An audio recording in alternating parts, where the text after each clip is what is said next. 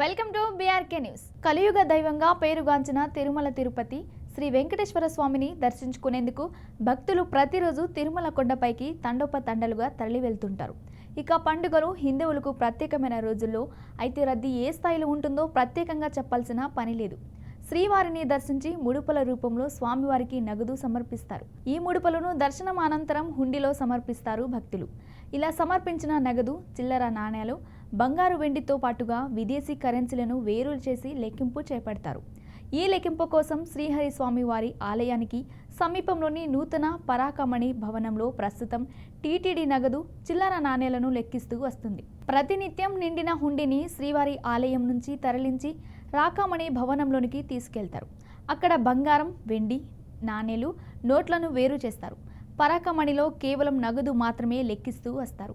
హుండీలో వేసిన బంగారు, వెండిని మాత్రం టీటీడీ పరాకమణిలో ప్రత్యేకంగా ఏర్పాటు చేసిన లాకర్లో భద్రపరుస్తారు. ఇక హుండీలో వేసే ఇతర విలువైన వస్తువులను సైతం ప్రత్యేక లాకర్లో భద్రపరుస్తారు. నెలకు ఒక్కరోజు మాత్రమే వీటిని తిరుపతిలోని టీటీడీ ట్రెజరీ విభాగానికి తరలిస్తారు.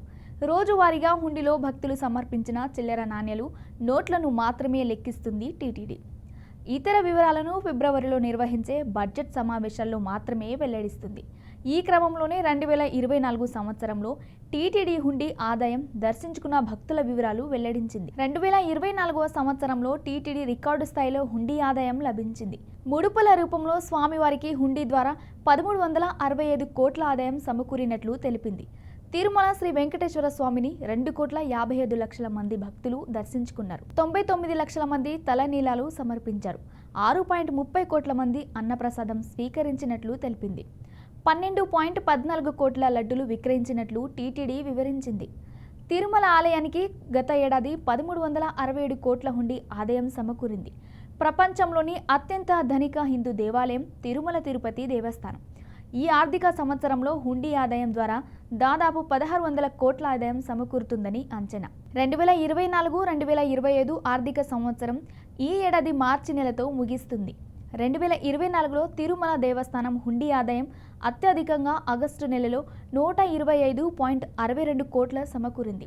అత్యల్పగా ఏప్రిల్ నెలలో 101 కోట్లు ఆదాయం మాత్రమే సమకూరింది.